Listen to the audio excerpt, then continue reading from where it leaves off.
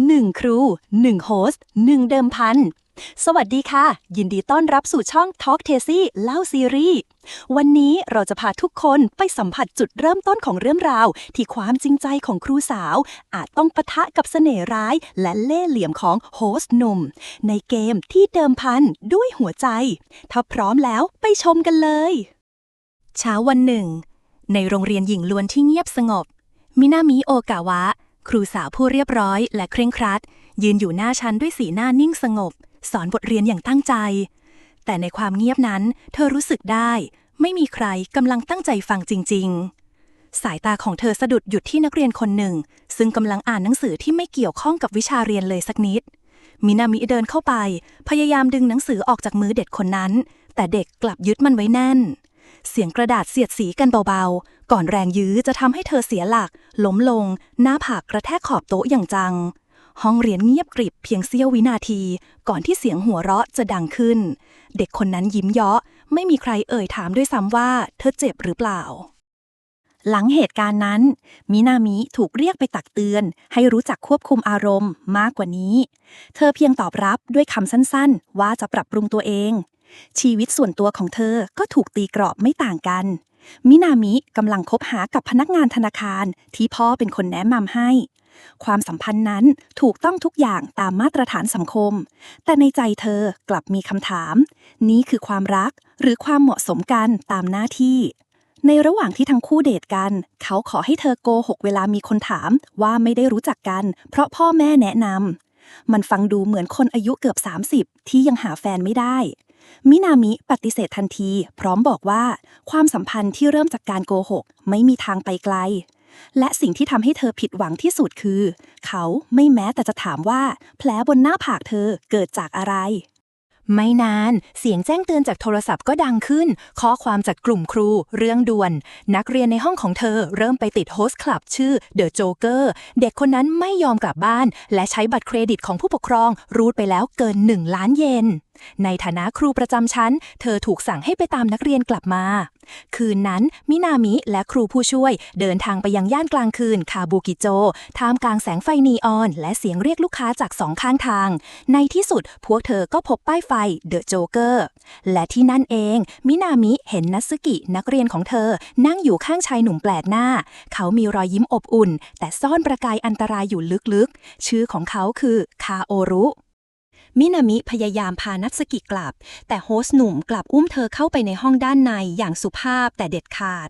ทั้งคู่ปะทะคารมกันก่อนที่เขาจะตั้งฉายาให้มินามิว่าคุณครูชิวาว่า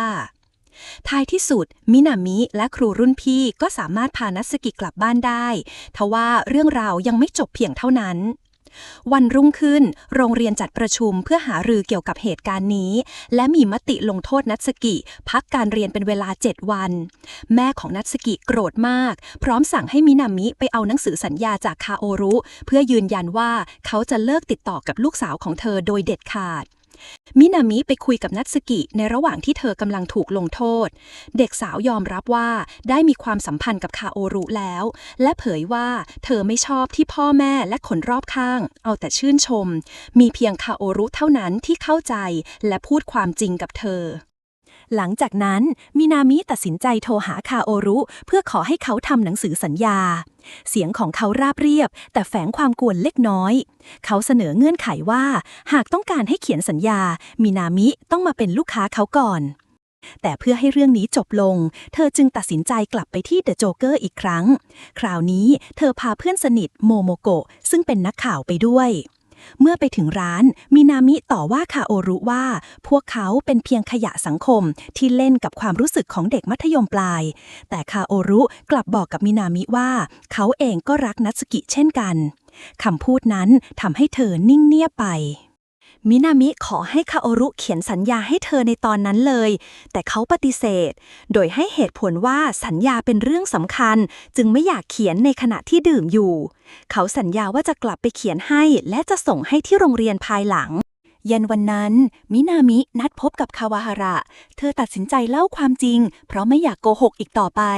เธอบอกว่าไม่เคยคิดจะแต่งงานมาตั้งแต่แรกก่อนหน้านี้เคยคบหากับชายคนหนึ่งซึ่งเป็นรุ่นพี่ร่วมสำนักพิมพ์และเคยตกลงจะแต่งงานกันแต่เธอกลับถูกบอกเลิกเพราะเขามีคนอื่นมินามิยอมรับว่าไม่สามารถตัดใจได้ถึงขั้นแอบดักรอซื้อของขวัญไปให้โทรไปก่อกวนและในที่สุดก็บุกไปหาเขาถึงบ้านผลลัพธ์คือถูกตำรวจจับถูกบังคับให้ออกจากงานและเธอยังเคยพยายามฆ่าตัวตายหลังจากเหตุการณ์นั้นมินามิปิดตัวเองอยู่ในบ้านนานถึง1 ปีจนพ่อแม่ที่ทนไม่ไหวแนะนำให้เธอลองสอบเข้ามาเป็นครูที่โรงเรียนเธอเองไม่มีเป้าหมายหรือความตั้งใจใดๆแถมนักเรียนก็ไม่สนใจและยังดูถูกอีกชีวิตของเธอจึงตั้งใจว่าจะไม่รักใครอีกเหตุผลที่ตกลงพบคาวาฮาระในครั้งนี้ก็เพราะเขาไม่ใช่คนในสเปคและเธอคิดว่าจะไม่มีวันเผลอหลงรักจนควบคุมตัวเองไม่ได้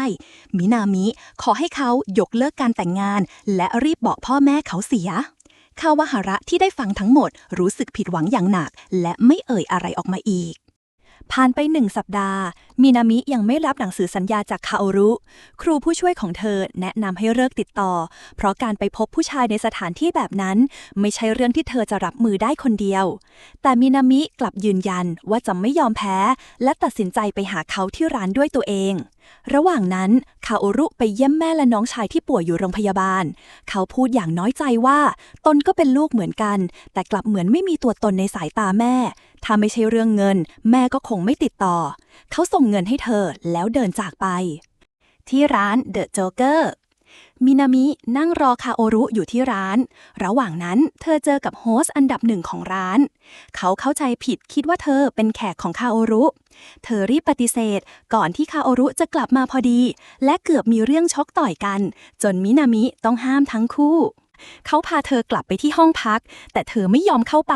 เขาจึงบอกว่าไม่มีทางทำอะไรเธอเพราะไม่ได้ขาดผู้หญิงขนาดนั้นและเรื่องนัตสึกิเขายืนยันว่าไม่เคยนอนกับเธอสิ่งที่นัตสึกิพูดอาจเป็นเพียงการเรียกร้องความสนใจเมื่อเธอยังยืนกรานไม่เข้าเขาจึงพาเธอขึ้นไปบนดาดฟ้าของตึกมินามิขอให้เขาเขียนสัญญาระบุว่าจะไม่ติดต่อกับนัตสึกิอีกพร้อมเซ็นชื่อนามสกุลจริงไม่ใช่ชื่อที่ใช้ในคลับคาโอรุยอมคำแต่ใช้เวลานานกว่าจะเขียนเสร็จเมื่อได้รับสัญญามินามิกลับบอกว่ามันใช้ไม่ได้เพราะลายมือเหมือนเด็กอนุบาลคาโอรุไปครู่หนึ่งก่อนสารภาพอย่างจริงจังว่านี่คือความลับที่ไม่เคยบอกใครในร้านและไม่มีโฮสต์คนไหนรู้เขาเขียนคันจิไม่เป็นเพราะแทบไม่ได้ไปโรงเรียนเคยเรียนเพียงป.3 ครึ่งเทอมและม.ปลายแค่3 วันมินามิมองเขาอย่างตกตะลึงนี่ไม่ใช่เพียงเรื่องของการเขียนหากแต่เป็นอีกด้านหนึ่งของผู้ชายที่เธอเคยคิดว่ามั่นใจและไร้จุดอ่อนคาโอรุหลบสายตาพลางพูดด้วยน้ำเสียงประชดว่า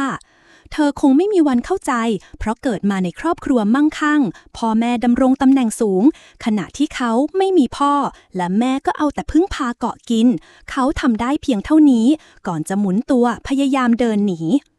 เสียงเรียกชื่อจริงของเขาจากปากมินามิทำให้คาโอรุหยุดเดินเธอพูดอย่างหนักแน่นว่าไม่ว่าด้วยเหตุผลอะไรก็ตามอย่างน้อยก็ควรเขียนชื่อตัวเองเป็นคันจิให้ได้เพื่ออนาคตของตัวเองและเธอจะเป็นคนสอนเขาเขียนเองมินามิหยิบปากกาเขียนชื่อตัวอย่างลงบนกระดาษแล้วเลื่อนให้เขาดู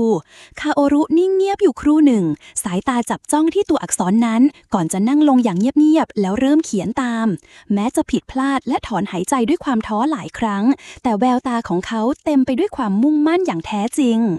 ช่วงเวลานั้นความเงียบระหว่างทั้งคู่ไม่ใช่ความอึดอัดแต่เป็นความตั้งใจที่ค่อยๆสร้างสายใยบางอย่างขึ้นมา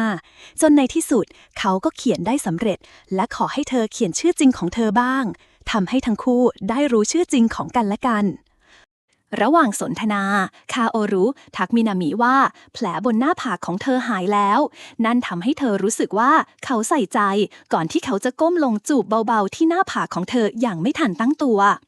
มินามิตกใจมากจนผลักเขาอย่างแรงแต่บนใบหน้าของทั้งคู่กลับมีรอยยิ้มบางๆก่อนที่เขาจะกล่าวลาและเดินจากไปอีกด้านหนึ่งที่โรงแรมคาวาฮาระกำลังคุยกับผู้หญิงคนหนึ่งเธอถามเขาว่าแล้วจะทำอย่างไรต่อไปในเมื่อมินามิปฏิเสธการแต่งงาน คาวาฮาระตอบอย่างไม่ลังเลว่าเขาอยากแต่งงานก็เพราะพ่อของเธอมีเส้นสายที่จะช่วยให้เขาก้าวหน้าในงานธนาคารและเขายังชอบความสัมพันธ์แบบนี้ที่ไม่ต้องผูกมัดมากกว่าเช้าวันถัดมามีนามินำสัญญาไปให้หัวหน้าแต่หัวหน้ากลับบอกว่ามันไม่น่าเชื่อถือเพราะลายมืออ่านยากและดูไม่จริงใจทว่ามินามิกลับแก้ต่างให้ทันทีว่าสัญญาฉบับนี้เขาเขียนด้วยความตั้งใจจริงซึ่งเธอเองก็ไม่รู้ว่าทำไมถึงปกป้องเขาอาจเพราะรู้ชื่อจริงของเขาหรือเพราะนั่นเป็นครั้งแรกที่การสอนนั้นทำให้เธอรู้สึกสนุกที่สุดด้านคาโอรุเขานั่งพิจารณากระดาษที่มินามิเคยเขียนให้เมื่อครั้งก่อนเจ้าของร้านเดินผ่านมาเขาจึงเอ่ยถามถึงครูมัธยมปลายที่เคยมาโวยวายที่ร้านคาโอรุตอบด้วยท่าทีสบายๆว่าน่าจะไม่มีปัญหาเพราะเธอคงเป็นคนที่โหยหาความรัก